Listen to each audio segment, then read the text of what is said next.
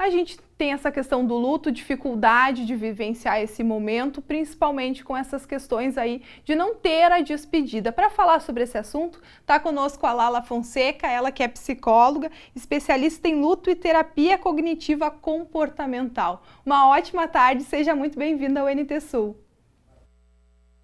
Eu que agradeço, Gabriela. Uma boa tarde para vocês. E aí, como viver esse momento, chorar, não chorar, colocar para fora, como é que fica? O que fica melhor, se é que tem como dizer, né, dar dica de para nosso psicológico aí. Na realidade, assim, a gente tem uma cultura ocidental, né, da gente não ter muito hábito de falar sobre as perdas, de falar sobre a morte em si, né? Então, Gabriela, assim, essa já é uma situação delicada, né? Até porque, inclusive, o luto ele pode vulnerabilizar algumas patologias, né? E pode acentuar situações de depressão, de ansiedade. Então, é um momento da gente prestar atenção nas nossas emoções, né?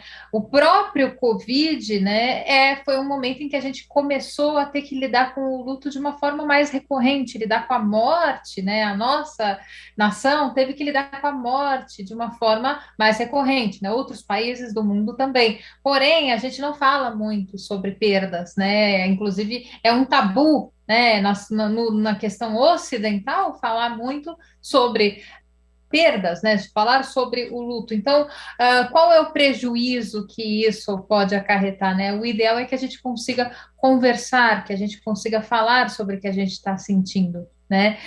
O que você trouxe do Covid, né? O quanto que a gente não teve a oportunidade de se despedir, né? Isso acaba fazendo parte de um ritual, né? Essa despedida faz parte de um ritual. Inclusive, eu sugiro, né, para diversos pacientes, como tratamento, não só quando é com perda por Covid, né?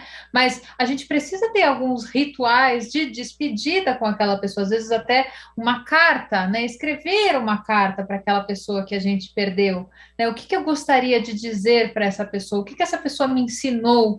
Talvez a gente tenha alguns momentos que a gente possa ter uma lembrança com esta pessoa específica de perdas.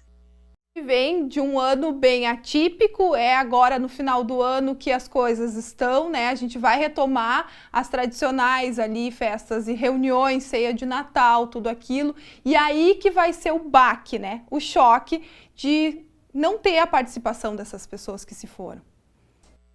Exatamente, essa dificuldade, né? Porque quando a gente perdeu pessoas durante o Covid, não necessariamente apenas pela doença, mas durante esse período, se a gente não mora ou não tinha o hábito de falar sempre com ela, a gente teve um impacto dessa perda, a gente sentiu a falta, mas ela ainda não começou a fazer parte do convívio, né? E aí, agora nas festas, é possível que a gente volte a sofrer com esta perda, porque aquela pessoa não vai estar fazendo parte, né? As brincadeiras que aquela pessoa fazia, comentários que aquela pessoa fazia. Então, é natural que a gente sinta isso, tá? É normal e é esperado, né? Vamos lembrar que para a vivência de um luto saudável, será que eu posso dizer que não é uma corrida de fases? Né? As pessoas falam, o luto tem 5 fases, tem 5 etapas, mas eu posso dizer que não necessariamente eles vão ocorrer naquela determinada ordem, né? E não necessariamente todas as etapas,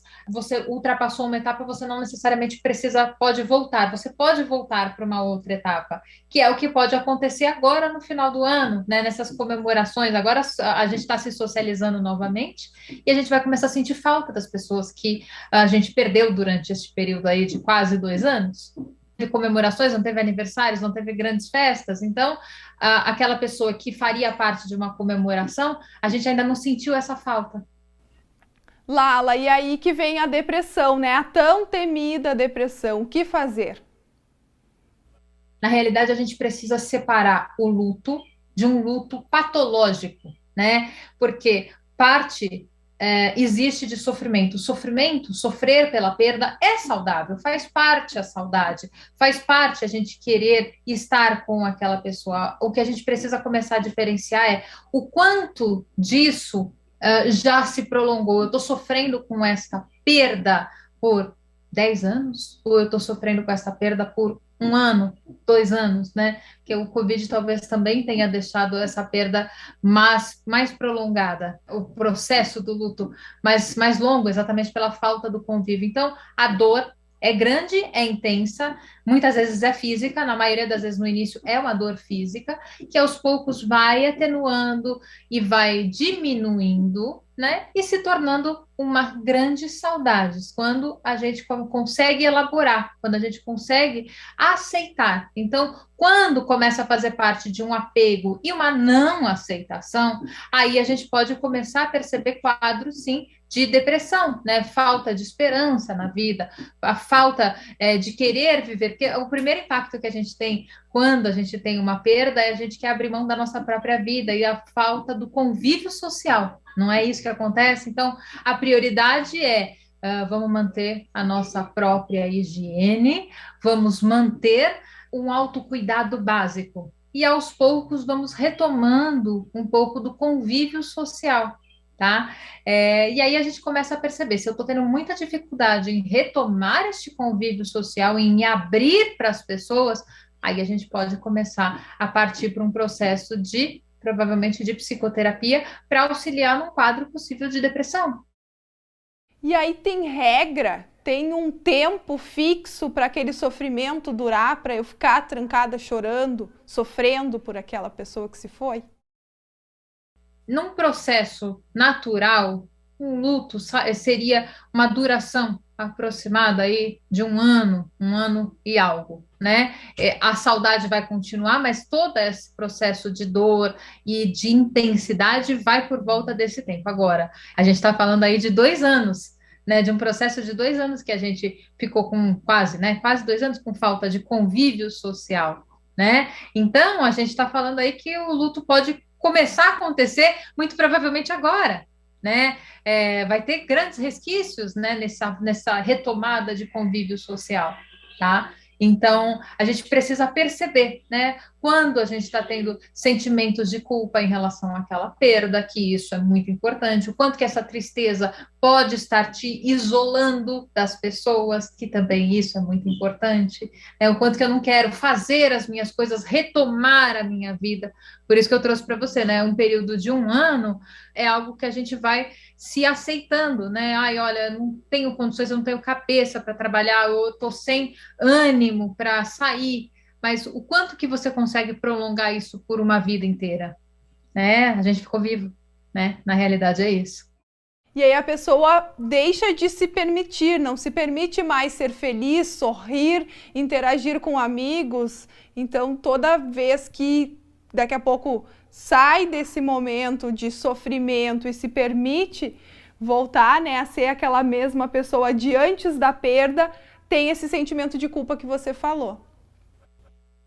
Exatamente, isso pode acontecer, né? Eu me sinto culpado por estar rindo, eu não deveria estar rindo, eu não deveria estar sendo feliz. Eu perdi uma pessoa muito importante para a minha vida, né? Mas isso a gente precisa lembrar, que na realidade, isso faz parte do processo de amar, né? Eu gosto muito de mencionar isso, né? A gente foi feito e a gente é capaz de amar. E quando a gente é capaz de amar, a gente sofre pelo luto. Isso vai fazer parte, né? O luto é o preço do amor, é o preço da gente ter vivido intensamente uma relação. Então, você está vivo. Se você está vivo, o que você precisa fazer para a sua vida para você viver bem a sua vida? Né? Então, se permitir sorrir, se permitir ser feliz, se permitir interagir, nós estamos aqui e a gente tem que ter essa grande certeza que a vida acaba. Então, o que eu preciso fazer hoje para eu ser feliz? O que eu preciso fazer hoje para aproveitar as relações que eu estou tendo com as pessoas que estão aqui? Lala, antes da gente encerrar rapidinho, então, sobre a questão do chorar, do sofrer, isso tudo é normal e necessário para o nosso organismo, né? Não adianta a gente mostrar para quem está perto, para quem está, daqui a pouco demonstrar, né, quem está próximo da gente que está tudo bem, quando na verdade não está tudo bem, né? A gente, de vez em quando, precisa Inclusive, na realidade, a gente não vivenciar isso e tentar abafar esse sentimento, abafar o nosso sofrimento, abafar essa expressão, faz com que o nosso luto, a nossa dor se prolongue mais tempo. Né? Porque a gente precisa entrar em contato com as emoções e com esses sentimentos. Então, essa vulnerabilidade do estou sim sentindo falta, estou sim sofrendo, isso também faz parte da aceitação. Né, é o processo de aceitação de uma perda. Então, quando eu estou negando essa aceitação, quando eu estou fingindo que está tudo bem, quando eu estou tentando mostrar para as outras pessoas o que na realidade não está acontecendo, isso, na realidade, faz com que atrapalhe um pouco o meu processo de perda, né, o meu processo de luto em si.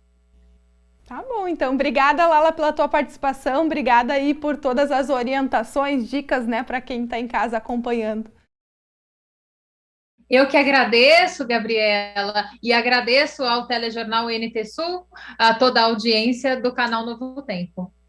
Certo, então, a Lala Fonseca, ela que é psicóloga, especialista em luto e terapia cognitiva comportamental. A gente que falou aí sobre a questão do luto, né, Daniel?